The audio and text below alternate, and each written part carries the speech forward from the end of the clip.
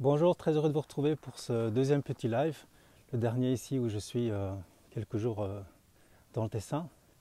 Un petit message important que je voudrais vous faire passer, c'est d'arrêter d'être dépassé par ce qui se passe, d'arrêter d'être désemparé et de mettre plutôt son énergie en étant stratégique et se réjouir de ce qui se passe justement.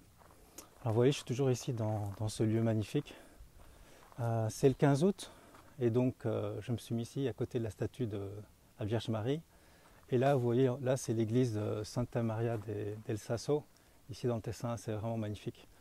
Et je suis beaucoup ce qui se passe en France et un peu partout. Et depuis une semaine, en fait, je reçois beaucoup de personnes qui sont complètement désemparées, qui à la fois sont enthousiastes parce qu'il y a beaucoup de résistance dans les rues. Je crois que c'est historique ce qu'on vit, hein. C'est vraiment historique. Je vais mettre ici. On n'a jamais été, on n'a jamais eu autant de personnes dans les rues, de manière non violente, en plein mois d'août, un peu partout. C'est vraiment très enthousiasmant. Et à la fois, il y a beaucoup de personnes qui sont désespérées, qui m'écrivent parce que voilà, ils ne peuvent plus aller travailler à cause de ce pass sanitaire, ou ils ont peur de perdre leur travail. D'autres qui ne peuvent pas aller voir leur famille à l'hôpital parce qu'ils ne sont pas vaccinés. D'autres encore qui se demandent mais comment je vais faire pour mes enfants. Ils peuvent plus, je ne peux plus rentrer dans la salle de sport, je ne peux plus faire ceci, je ne peux plus faire cela. Donc c'est vraiment catastrophique. Et je dirais que la première chose, il y a vraiment des points importants par rapport à ça, hein, c'est que je vous invite vraiment à arrêter d'être étonné. La première chose, c'est d'arrêter d'être étonné. Parce que ça fait 1 an et demi qu'on en parle. Et en fait, on le disait depuis 1 an et demi qu'on va vers une société d'apartheid, une société totalitaire. Et on voit qu'on est dans une bouffée délirante collective. Et c'est pas étonnant que ça continue, en fait. C'est vraiment pas étonnant, vous voyez. Euh, J'en parlais dans un article, cette bouffée délirante collective qui fait qu'en fait, c'est un psychiatre, hein, Thierry Governet, qui l'a mis en évidence. Et puis c'est de bon sens de voir qu'on est dans un délire collectif, dans une logique folle, où on cherche des solutions à un problème qui n'existe pas. Et plus ces solutions sont mises en application, plus ça crée des problèmes avec le masque, les confinements, les machins. Plus on met tout ça en place, plus ça crée de problèmes. Et c'est une course sans fin. Et on voit que tout ça, c'est basé sur un paradigme, le paradigme de la folie, qui dit qu'il y a un truc très dangereux qui va nous tomber sur la tête, alors qu'en fait, le danger est très minime. Évidemment, si vous êtes très âgé, avec des comorbidités, évidemment, vous êtes concerné, mais pour 99,99% de la population, le taux de mortalité il est de moins 0,5%, donc c'est moins de 1%, et encore sans traitement, alors en sachant qu'il existe des traitements. Donc ça, il faut toujours le rappeler. Mais donc, il ne faut pas être étonné que comme les gens, les médias et les gouvernements croient tout ça et sont dans cette logique-là, eh bien, il ne faut pas être étonné que ça continue. C'est la première chose. Donc, surtout pas être étonné. Et la deuxième chose, c'est de l'accepter. C'est d'accepter en fait comme un train qui est en marche. Même si on arrête le train, d'ailleurs, il continue à avancer pendant un certain temps. Et là, pour l'instant, le train n'est pas arrêté, hein. Les gouvernements sont en train de terroriser les populations. C'est ça les terroristes, hein. Les terroristes sont des gens qui terrorisent. Et donc, il ne faut pas tomber dans ce piège de la terreur, je vois beaucoup de gens qui sont déprimés, qui sont tristes, qui sont très inquiets pour l'avenir. Au contraire, surtout ne tombez pas dans ce piège. Donc, un, c'est de ne pas être étonné. Deux, c'est l'accepter totalement, faire le deuil que peut-être, voilà, vous devez changer de travail, vous n'aurez plus les mêmes activités, vous devez vous séparer de certaines choses. Mais vous savez, on n'est pas dans la guerre de 39-40 ou dans les années 30 où c'était bien pire. Parce qu'on fait parfois des comparaisons, je le fais aussi, mais en réalité, je préfère être maintenant que dans les années 30 ou 40 où là, on pouvait se faire tirer dessus, se faire fusiller. Euh, on était mis dans des camps et tout ça. Enfin, on pouvait. La vie était très très dure, très violente. Donc je préfère résister maintenant que dans les années 30 ou 40. Même si c'est beaucoup plus subtil aujourd'hui parce que le mal se voit beaucoup moins aujourd'hui qu'avant. Ah, le clocher qui sonne. J'espère que ça ne va pas être trop long. Ouais, il est 9 heures, c'est pour ça. Bon, il y aura 9 coups, j'espère que vous m'entendez quand même. Donc la deuxième chose, donc, c'est d'accepter de faire le deuil en fait. Et troisième chose, c'est de mettre son énergie plutôt vers le monde qu'on veut co-construire ensemble, plutôt que de le mettre sur le monde, l'ancien monde qu'on veut récupérer.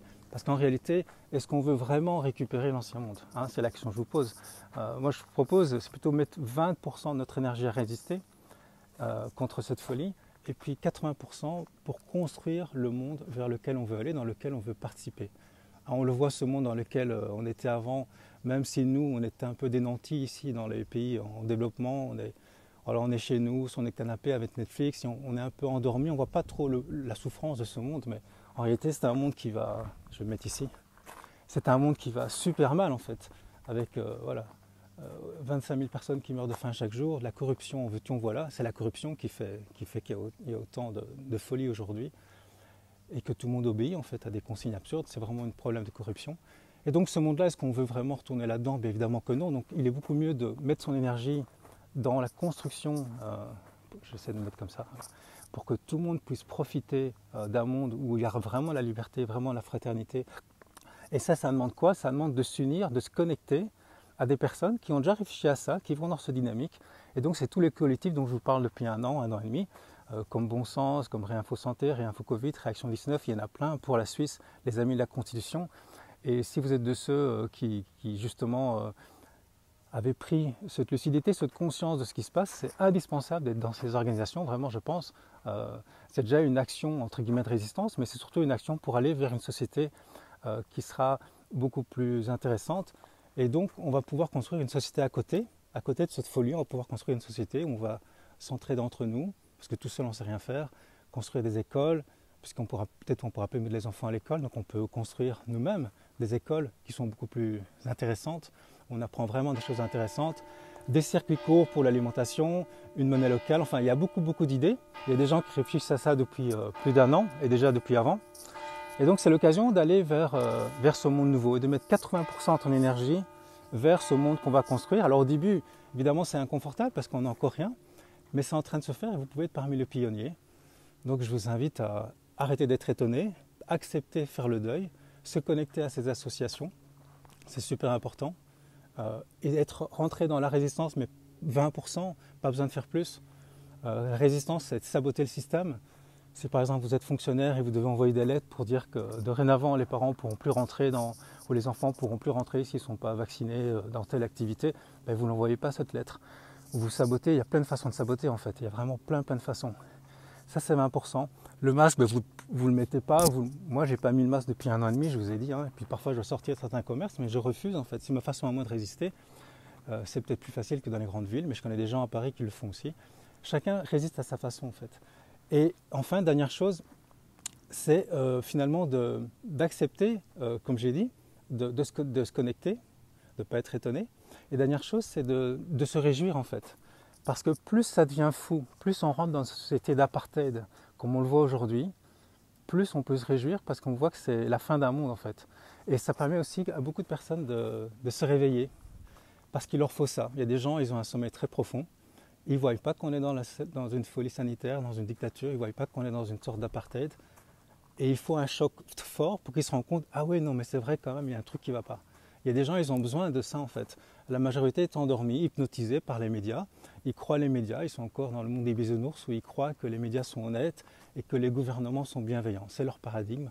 C'est en train de vaciller heureusement, et c'est une bonne chose. Et donc, ce que je disais par rapport à ça, c'est que c'est une évolution de notre ego en fait. On va quitter la peur, parce que l'ego c'est toujours la partie de nous qui a peur, hein. L'ego a toujours peur, et puis la société va tellement mal parce qu'il y a un ego collectif qui est dans une folie en fait. La possession, l'égoïsme, la peur, la vanité. Et cette crise est en train d'être ce passage en fait d'un monde complètement fou et voilà, inconscient, égotique, à une société où il y aura beaucoup moins d'ego, beaucoup plus de fraternité, beaucoup plus de conscience, beaucoup plus de rapport à la nature en fait. Et donc vous savez, ça n'aurait pas pu se faire autrement en fait. Il fallait qu'il y ait un choc violent. Et donc je vous invite, chaque fois que vous voyez des absurdités au niveau de, je sais pas, des papiers que vous recevez, par rapport à ce vaccin, par rapport à des consignes d'apartheid, eh bien réjouissez-vous plutôt que de vous dire oh là là c'est horrible et puis vous tombez en dépression. Au contraire, réjouissez-vous parce que c'est un système qui est en train d'arriver au bout de sa logique, complètement folle, et de plus en plus de gens se réveillent. Plus ça devient fou, de plus en plus de gens se réveillent. La police est en train de changer de camp, je l'espère en tout cas, c'est les informations que j'ai reçues aussi. Beaucoup de policiers sont en train de se poser des questions, et je crois que dès qu'on touche aux enfants, ça va être pour eux l'occasion de dire non, là on va avec le peuple, on se retourne contre cette dictature, on refuse de suivre. Donc ça va se faire, mais ça va durer encore un certain temps cette folie. Donc je termine, hein, soyez pas étonnés, acceptez-le, c'est un deuil, réjouissez-vous, mettez votre énergie plutôt vers la société que vous voulez construire. Et réjouissez-vous parce que c'est la fin du règne de l'ego, autant au niveau individuel parce que ça nous force à travailler sur nos peurs, ça nous force à faire confiance et à nous connecter à la nature et aux autres. Et puis l'ego collectif, c'est la fin de l'ego collectif, puisqu'en fait, on voit qu'on va aller, grâce à ça, à une société beaucoup plus belle, beaucoup plus humaine, beaucoup plus intelligente, beaucoup plus fraternelle. Voilà, je vous quitte sur ce beau paysage. Moi, je pars aujourd'hui. Je vous retrouverai dans des prochaines vidéos. Là, c'est une vidéo qui n'est pas du tout construite. Je n'ai pas été très structuré, mais j'espère que c'était clair. Et puis, je vous retrouverai pour des vidéos plus classiques. Ma prochaine vidéo, je crois que je vais la faire sur l'éveil, justement. L'éveil spirituel. Donc, au plaisir de vous retrouver dans une prochaine vidéo. Je vous laisse avec le beau paysage.